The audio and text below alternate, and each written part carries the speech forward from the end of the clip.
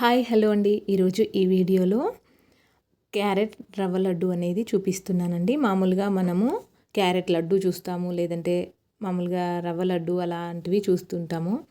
So ఈ విధంగా హెల్తీగా ప్రిపేర్ చేసుకోవచ్చు. చక్కెర పాలు ఏమి వాడుకోకుండా క్యారెట్, రవ్వ, బెల్లము, పచ్చి కొబ్బరితో యూస్ చేసుకోవచ్చు. పచ్చి కొబ్బరి అనేది పూర్తిగా ఆప్షనల్ అండి, మీకు నచ్చితే వేసుకోవచ్చు. చాలా ఈజీ ప్రాసెస్ అండ్ హెల్తీ కూడాను. పిల్లలైతే చాలా ఇష్టంగా తింటారు. వీటిని ఎలా ప్రిపేర్ చేసుకోవాలి ఏంటి అనేది ప్రాసెస్ చూద్దాము. ముందుగా కడాయి పెట్టుకొని అది స్టవ్ ఆన్ చేసి దాంట్లోకి ఒక స్పూన్ వరకు నెయ్యి వేసుకొని డ్రై ఫ్రూట్స్ వేసేసుకోవాలి. మీకు నచ్చితే కిస్మిస్లు కూడా వేసుకోవచ్చు. నేను ఇక్కడ జీడిపప్పు, బాదం పప్పు మాత్రమే వేస్తున్నాను. వీటన్నింటినీ దోరగా వేయించేసి పక్కకు తీసి పెట్టుకోవాలి. ఈ విధంగా మాడిపోకుండా చూసుకుంటూ దోరగా వేయించుకోవాలి.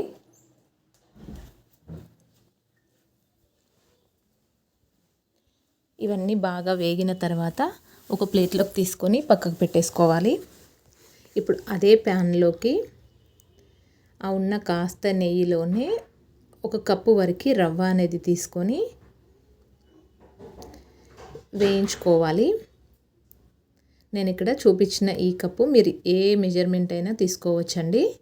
ఇలా ఈ కప్పు వరకు బొంబాయి రవ్వ అంటే ఉప్మా రవ్వ తీసుకోవాలి. దాన్ని కూడా దోరగా వేయించుకోవాలి. అవి వేగినట్టుగా మనకి ఒక కమ్మటి వాసన అనేది వస్తుంది. అప్పటి వరకు అలా వేయించుకోవాలి. రవ్వ వేయించుకుంటేనే చాలా టేస్ట్గా ఉంటుంది. అది సరిగా వేగకపోతే టేస్ట్ అనేది మారిపోతుంటుంది మనకి రవ్వ లడ్డుది. ఇదంతా బాగా వేయించుకున్నాక దీన్ని కూడా ఒక ప్లేట్లోకి తీసి పక్కకు పెట్టుకోవాలి. ఇప్పుడు అదే ప్యాన్లోకి ఇంకొక స్పూన్ వరకు నెయ్యి అనేది వేసుకొని అది కరిగిన తర్వాత ఇక్కడ నేను ఏ కప్పుతో అయితే రవ్వ తీసుకున్నానో అదే కప్పుతోటి క్యారెట్ తురుము అనేది తీసుకున్నాను. ఈ విధంగా క్యారెట్ తురుము, అలాగే హాఫ్ కప్పు వరకు పచ్చి కొబ్బరి తురుము అండి. పచ్చి కొబ్బరిని పైన బ్రౌన్ పార్ట్ అంతా తీసేసి మిక్సీలో వేసుకుంటే ఈ విధంగా తురుముగా అయిపోతుంది. దాన్ని కూడా వేసుకున్నాను. మీకు నచ్చితే వేసుకోండి, లేదంటే స్కిప్ చేసుకోవచ్చు. క్యారెట్ రవ్వ కూడా వేసి చేసుకోవచ్చు. నేను ఉంది కాబట్టి అది కూడా వేశాను. అది కూడా తిన్నా పిల్లలకి చాలా హెల్తీయేనండి. ఈ విధంగా క్యారెట్ని, పచ్చి కొబ్బరిని మొత్తం పచ్చివాసన పోయేంత వరకు మంచిగా వేయించుకోవాలి. ఇలా వేయించుకున్న తర్వాత ముందుగా వేయించి పక్కకు పెట్టుకున్న రవ్వను కూడా వేసేసుకోవాలి.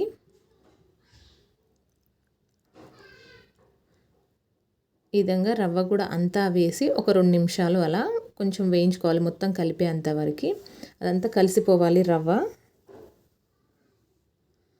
అది కలిసిపోయేలాగా పూర్తిగా కలుపుకుంటూ మొత్తం అడుగు పట్టుకోకుండా పూర్తిగా కలిసేలాగా కలుపుకుంటూ ఈ విధంగా రవ్వ, పచ్చి కొబ్బరి, క్యారెట్ అంతా మంచిగా కలిసిపోవాలి. ఈ రవ్వ, పచ్చి కొబ్బరిలో ఉన్న కొంచెం తడి చెమ్మ అదంతా కూడా ఈ రవ్వ మొత్తం పీల్చేసుకొని మొత్తం కలిసిపోతుంది.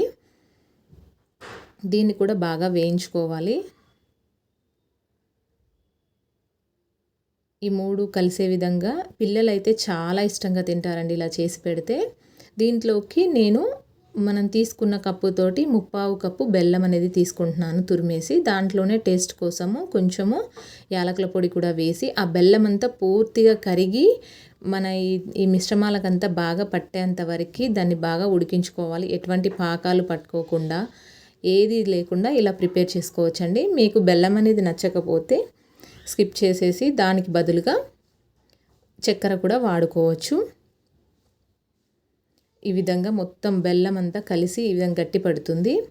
ఈ విధంగా గట్టి పడ్డాక దీంట్లోకి మనం ముందుగానే వేయించి పెట్టుకున్న డ్రై ఫ్రూట్స్ని కూడా వేసుకోవచ్చు. అలాగే టేస్ట్ కోసం ఒక స్పూన్ వరకు నెయ్యిని కూడా వేస్తున్నాను. ఇవన్నీ బాగా కలిసేలాగా ఒకసారి అంతా బాగా కలుపుకోవాలి. బెల్లం కాబట్టి ఈ విధంగా కొంచెం గట్టిగా అయిపోతుంది. చక్కెర అనేది కొంచెం లూజ్ కన్సిస్టెన్సీ వస్తుంది.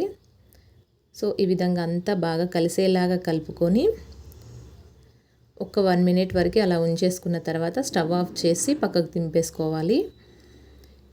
మామూలు రవ్వ లడ్డు అయినా మామూలుగా క్యారెట్తో తినే వాటితో కాకుండా ఇలా మిక్స్ చేసి చేసుకుంటే కూడా చాలా టేస్టీగా ఉంటుంది. ఒకసారి తప్పకుండా ట్రై చేయండి.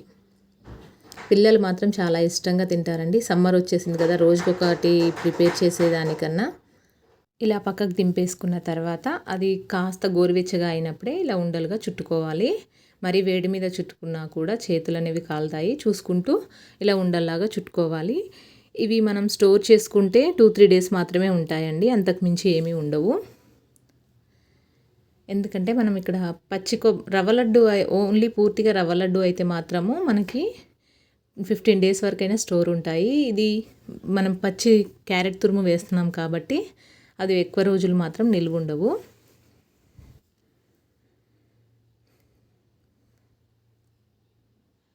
ఈ విధంగా మనకు నచ్చిన సైజులో ప్రిపేర్ చేసుకోవచ్చు అన్నింటినీ.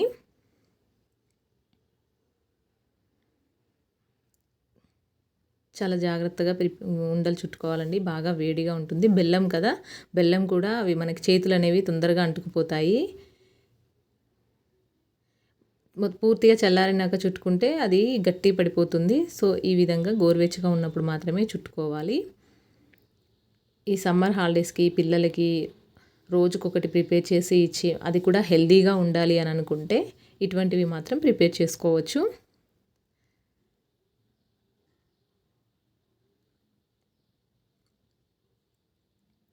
మీకు కనుక ఈ ప్రాసెస్ అనేది నచ్చితే తప్పకుండా ట్రై చేయండి. ఎలా వచ్చింది ఏంటి అనేది నాకు కమెంట్ బాక్స్లో కమెంట్ చేయండి. అలానే నా ఛానల్ని లైక్ చేయండి, షేర్ చేయండి, సబ్స్క్రైబ్ చేయండి. Thank you for watching.